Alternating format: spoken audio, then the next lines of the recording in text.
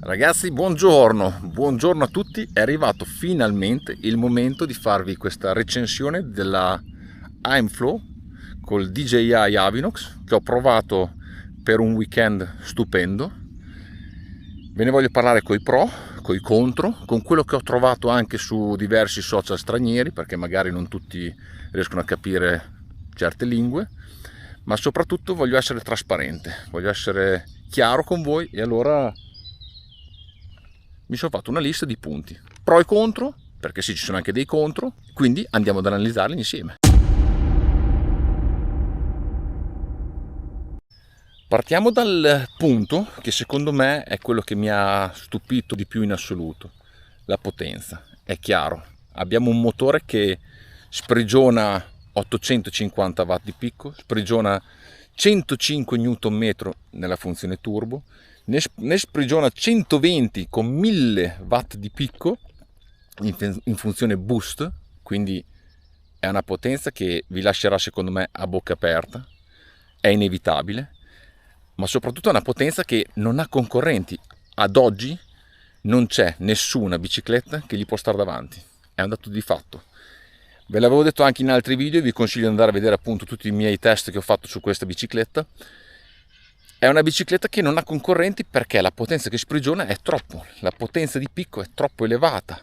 Oltretutto, e passo al punto numero 2, cioè la trasmette con una fluidità incredibile. È una fluidità che secondo me deriva appunto da questa ruota fonica che ha nel posteriore, dove il sensore viene interessato per 42 volte durante la rotazione e lui riesce a correggere qualsiasi tipo di slittamento. Lasciamo stare le ruote, anche perché erano ruote non tubeless, quindi erano con la camera d'aria, erano comunque ruote che erano belle gonfie. In quella bicicletta lì abbiamo fatto solo il SAG col concessionario e sono partito, quindi niente di particolare, ma vi accorgerete, se la proverete, che la trasmissione di quella potenza è davvero impressionante, ed è un punto legato appunto alla sua potenza di questo motore che la rendono imbattibile, che vi faranno ridere, che vi lasceranno a bocca aperta. Chiaramente, con tutto l'hype che c'era su questo sistema con il boost modus, il turbo modus, l'ho subito provato. L'ho provato e mi sono accorto che davvero è come tutti la raccontavano, è come, non neanche come me l'aspettavo, mi ha lasciato sorpreso. È chiaro, 85 Nm, 600 watt di picco che c'è adesso sono sufficienti? Sì, ma nessuno ti vieta che comunque compri una Aimflow e fai una taratura del motore anche con 85 Nm massimo e 600 watt di picco. Però è sempre una funzione turbo che ti permette di andare più su col wattaggio di picco e più su col Newton metro. Quindi vi cucite veramente la bicicletta quasi come volete voi. Di questo ne abbiamo già parlato in un altro video, vi consiglio di guardarci. Avete con l'applicazione la funzione che vi permette tramite finestre di aggiustarvi la bicicletta come volete voi. La cosa che mi ha lasciato oltretutto perplesso è che comunque dichiarano 800 watt di batteria, quindi una batteria molto capiente, ma la bicicletta è leggerissima. Raggiungiamo i 20 kg, siamo intorno ai 20, 21, 19, dipende che modello prendete. Due modelli di biciclette, una Pro e una normale, due qualità di bicicletta, nel senso che il telaio è in carbonio per entrambe, mentre quella più economica ha le ruote in alluminio, quell'altra ha le ruote in carbonio. Chiaramente due prezzi diversi, e per la versione Pro abbiamo anche la possibilità di acquistare una batteria più piccola da 600 watt. Una scelta che hanno fatto in DJI probabilmente per ridurne ancora il peso, però io obiettivamente, visto tutta la potenza che sprigiona, io vi consiglio la 800 watt. Probabilmente il 29 posteriore, io che sono abituato al mallet, quindi con il 27,5, probabilmente il fatto che questo motore che spinge tanto e questo grande controllo della trazione, probabilmente anche che io non sono molto raffinato con i click, con le sospensioni che sono montate sulla bicicletta, secondo me il peso leggero e tutto questo insieme mi ha fatto quasi gridare: ma cos'è questa, la bicicletta perfetta? Ma almeno se non è la bicicletta perfetta, perché chiaramente ognuno di noi ha delle sensazioni diverse, però un plauso bisogna farlo. Ha lanciato la new generation dei motori, ragazzi. Motori potenti, bicicletta leggera e batteria grande. DJI, loro ci sono riusciti. Una nuova generazione che comunque era nell'aria, e infatti molti costruttori, secondo me, alcuni sono già usciti come Specialized, altri usciranno secondo me, perché non penso che Bosch, Shimano stiano lì a guardare. Comunque loro hanno mandato l'input e adesso vediamo gli altri cosa fanno. Un altro punto dove sicuramente con questa bicicletta abbiamo una svolta è i tempi di ricarica. Ragazzi, cioè, ho fatto uno short, lo potete andare a vedere, è fantastico, perché così vi fa veramente pensare: arrivo al rifugio, parcheggio la bici, vado a mangiare una polenta o vado a mangiare una cotoletta, ecco, nell'arco di 2 ore la bicicletta si ricarica tantissimo, mentre con quelle altre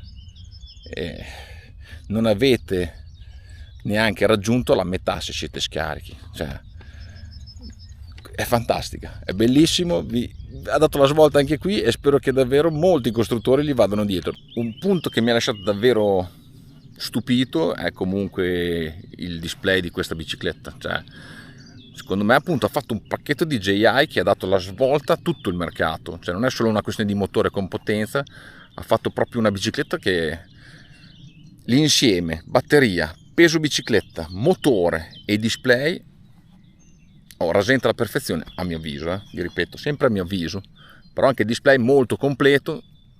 Io non lo reputo così fondamentale, però ha fatto tutto in un colpo solo. Mi manca forse la navigazione, ma chi lo sa, un aggiornamentino magari che arriva, potrebbe arrivare anche quella, chi lo sa, non si sa mai, Adesso è incredibile, non riesci a fare dei piani, perché tu compri una bicicletta, poi col tempo, con tutti quegli aggiornamenti firmware che arrivano, viene stravolta.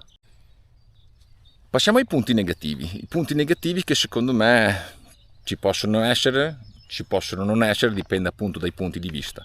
Io adesso ve ne elenco un po', poi chiaramente voi fatemi sapere nei commenti che cosa ne pensate. Il primo punto che qualcuno mi ha scritto anche nei precedenti video è che non si prevede il range extender. Ragazzi, con una batteria da 800, secondo me di chilometri se ne fanno veramente tanti. Ok, consuma di più perché ha più potenza, però se calibrate per bene il giro e la pedalata e la potenza del motore, secondo me dei chilometri ne fate veramente tanti. È chiaro che se vi fate portare dalla bicicletta, gli 800 watt a turbo, a manetta, a turbo, a tutto al massimo, si consuma per forza in fretta. Però la cosa bella è appunto questa, cioè 800 watt vi consente di usarla sia come shuttle, e avete comunque 20 kg di bicicletta, sia per fare dei tour di tanti chilometri, tanto dislivello. Una cosa che ho notato per questi 3 giorni di test è che purtroppo, perché secondo me un Neo non ha la batteria estraibile, ma non ha proprio nessuna possibilità di tirarla fuori. Penso che bisogna smontare il motore per tirare fuori la batteria, e questo secondo me è un punto negativo, perché appunto se non avete la possibilità di ricaricare in garage, vi dovete portare sempre la bicicletta appresso su in casa. Quindi anche se andate negli hotel dovete sempre cercare un luogo dove comunque avete la presa di corrente vicino. La batteria estraibile secondo me è un grande pregio di una IMTB. Vi ho fatto vedere in un video il suo display, il display di questo sistema Avinox, che secondo me è straricco di informazioni, vi ho detto forse eccessivamente dal mio punto di vista, però essendo touchscreen, e ve l'avevo già detto, comunque lo ripeto in questo video dei pro e dei contro, essendo touchscreen non vorrei che con lo sfregare dei guanti, in caso di sporco, il vetro di quel display col tempo si vada a graffiare. Quindi magari dovete prevedere una pellicola che appunto previene i graffi che il vostro dito potrà fare sopra quel video. Ho visto in alcuni video alcuni tester che parlavano di questa bicicletta M-Flow e si lamentavano un po' della qualità della verniciatura, ma non tanto di com'è verniciata, ma di quanto dura, nel senso che si segna abbastanza facilmente. Probabilmente c'è da prevedergli subito una copertura globale di tutta la bicicletta con appunto quegli adesivi, quegli stickers che fanno per proteggere il telaio. Io non ho potuto notare questo per il mio breve test, vi riporto solo quello che ho visto e ho letto. È chiaro che la mia bicicletta comunque aveva abbastanza segni, probabilmente una caduta è stata anche, non lo so, però probabilmente è vero. Se più persone ne parlano, penso che un velo di verità ci sia. Adesso il punto più grande di questa bicicletta che vi può far pensare è tanta potenza, i componenti di quel motore, di questo sistema. Come saranno? Saranno affidabili col tempo? Ecco, questo secondo me lo vedremo solo con gli anni. È chiaro che potenza e costo secondo me sono molto competitivi al momento. È un sistema DJI che dovrebbe offrire una certa garanzia. Mi auguro che i componenti, soprattutto meccanici, catena, corona, pignoni, abbiano una durata, non dico come gli altri perché non penso, però che non vadano a macinarsi ogni 500 km, perché sicuramente il vostro portafoglio ne risentirebbe. Io ho provato la versione base di questa M-Flow. Io penso che l'unica cosa che sarei andato a cambiare in quella bicicletta lì sia appunto il cambio, perché ci vuole secondo me un cambio di quelli che ti supportano la cambiata anche sotto sforzo, anche perché con quella potenza lì, cioè voi sentite tirare delle pacche al cambio quando appunto inserite le marce che ti mette un po' il timore, pensi che si spacca la catena da un momento all'altro.